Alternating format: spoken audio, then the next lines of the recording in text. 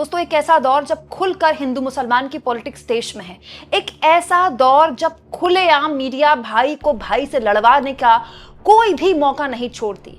यकीन मानिए दिल्ली के इन देवदूतों की कहानी आप सुनेंगे तो आपका इंसानियत पर भरोसा कायम होगा।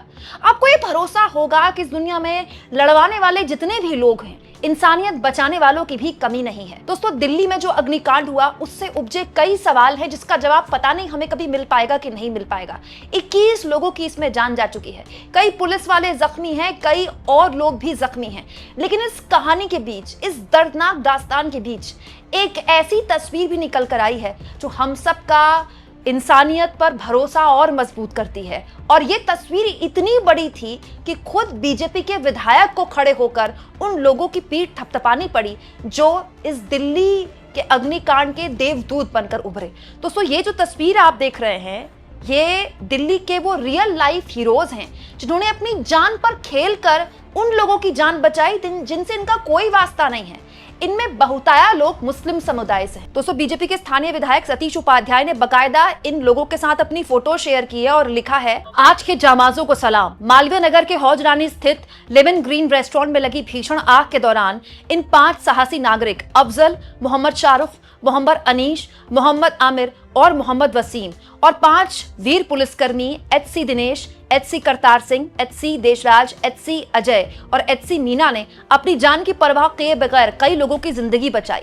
दोस्तों ये जो लोग आपको दिखाई दे रहे हैं ना, विधायक जी के साथ बैठे हुए, बीजेपी के विधायक के साथ ये जो बैठे हुए हैं, ये सब मुस्लिम समुदाय से हैं।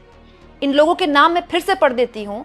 अफजल, मोहम्मद शाहरुख, मोहम्मद अनीश, मोहम्मद आमिर और मोहम्मद वसीम। इन लोगों ने बिना अपनी जान की परवाह किए बगैर उस धधकती हुई बिल्डिंग में अंदर घुस गए। इन लोगों ने कितनों की जान बचाई है।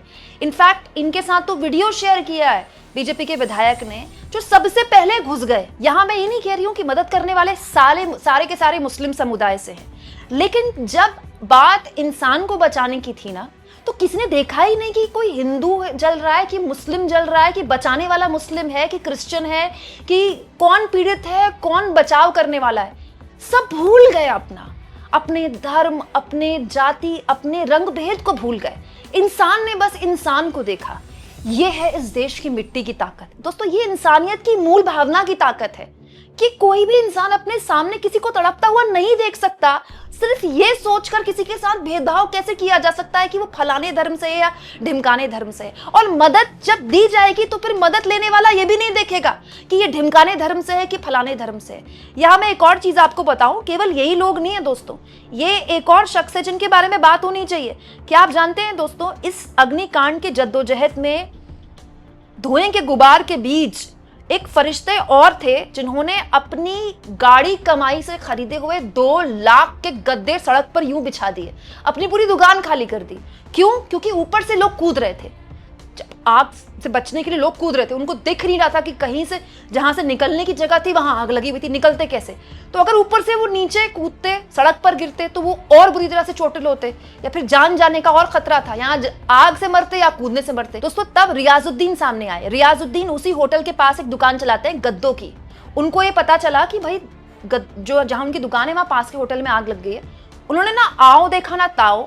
वो बताते हैं कि मैंने अपनी दुकान में कुछ दिन पहले ही गद्दे भरे थे, नए गद्दे जमीन पर बिछा दिए कि सीधे कूदने वाले गद्दों में कूदे और उनकी जान बच जाए।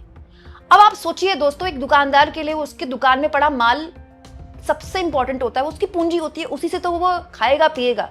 लेकिन रियाजुद्दीन ने ये नहीं सोचा। रियाजुद्दीन को उस वक्त इंसान दिख रहा था कि इंसान को बचाना है, पैसा तो बाद में कमा लिया जाएगा, पैसा तो चला भी जाएगा तो क्या है, लोग बच जाएंगे। और रियाजुद्दीन की इस कोशिश की वजह से दोस्तों करीब 12 लोगों की जिंदगियां बच गई। 12 लोग जिनकी जिंदगी बेशकीमती थी, 12 लोग बच गए। दोस्तों ये जो रियाजुद्दीन हैं, अफजल हैं, मोहम्मद शाहरुख है, मोहम्मद अनीस हैं, मोहम्मद आमिर हैं, मोहम्मद वसीम हैं। दोस्तों इसके अलावा ये जो लोग हैं जो बीजेपी के विधायक के साथ आपको दिख रहे हैं, अफजल इनका नाम है, एक का नाम मोहम्मद शाहरुख है, एक भाई का नाम मोहम्मद अनीस है, एक का नाम मोहम्मद आमिर है, एक का नाम मोहम्मद वसीम है।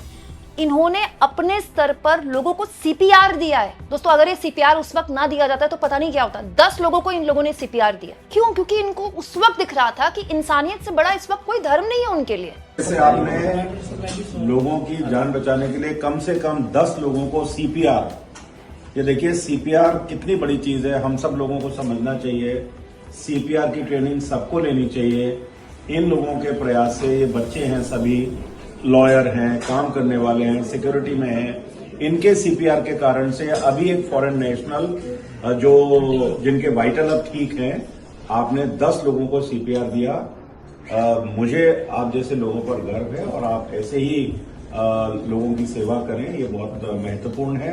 दोस्तों, इसके अलावा कई पुलिसकर्मियों ने अपनी जान की बाजी लगाई है। आपको पता है, ये वही पुलिसकर्मी है जिनको दिन रात आम आदमी हो, चाहे फिल्में हो, चाहे सब यही बोलते कुछ नहीं करते, निकम्मे हैं, नकारा हैं, भ्रष्टाचारी हैं। सोचिए उन पुलिसकर्मियों ने मतलब पूरी तरह से, कई पुलिसकर्मी बुरी तरह से जल गए हैं, बुरी तरह से जल गए, लेकिन उन्होंने आग में कूद कूद के लोगों को बचाया है। तो ये जो वीडियोस हैं दोस्तों, ये एक ऐसे समाज की हकीकत हमारे सामने रखते हैं, एक ऐसे समाज की प्रतिबिंब को रखते हैं जिसमें आप लाख नारे दे दे बटोगे तो कटोगे, जिसमें आप हिंदू एकता की बात कर लें, जिसमें आप एक समुदाय विशेष को घुसपैठिए बोल लें, लेकिन जब जब इस देश में संकट आया है तब तब इस देश के लोगों ने हमेशा, हर समुदाय, हर धर्म के लोगों ने ऐसी एकता दिखाई है कि दुनिया देखती रह गई। दोस्तों, पिछले साल ऑपरेशन सिंदूर हुआ था ना, याद है आपको? इस देश के हर मुसलमान के घर के बाहर तिरंगा लहराया था। इस देश का हर मुसलमान चीख चीख कर कह रहा था कि ऐसे आतंकवादियों को सजा मिलनी चाहिए, पाकिस्तान के 2 टुकड़े कर दीजिए। कश्मीर का मुसलमान सड़कों पर उतरा था कई सालों बाद कि आखिर टूरिस्ट को निशाना बना कैसे दिया। कश्मीर का मुसलमान दहाड़े मार के रो रहा था।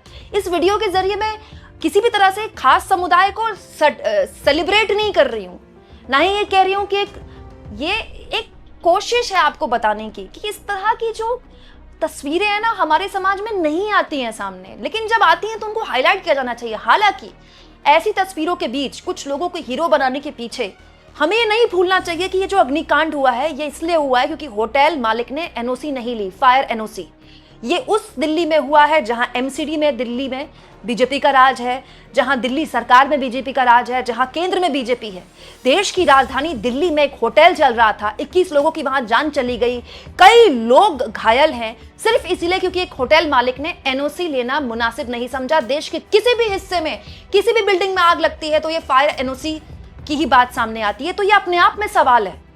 जिन लोगों की बहादुरी की तारीफें हमें करनी है, जिनको सलाम करना है, वो तो हम करेंगे ही करेंगे, लेकिन इस बात का ध्यान रखिएगा कि 21 लोगों की जो जान गई है, इसमें ये सिस्टम का नाम लेके आप किसी भी तरह से किसी सरकार की हिला हवाली को बर्दाश्त नहीं कर सकते। आज बीजेपी के विधायक अगर इन लोगों के साथ फोटो खिंचाकर इनकी तारीफें कर रहे हैं तो बहुत अच्छी बात है, लेकिन बीजेपी के विधायक को एक्चुअली में दिल्ली के लोगों को जवाब देना चाहिए कि उनके इलाके में होटल चल कैसे रहा था बिना फायर के एनओसी के लिए। दोस्तों, आप इस तस्वीर को किस तरह से लेते हैं, कमेंट बॉक्स में जरूर लिखें।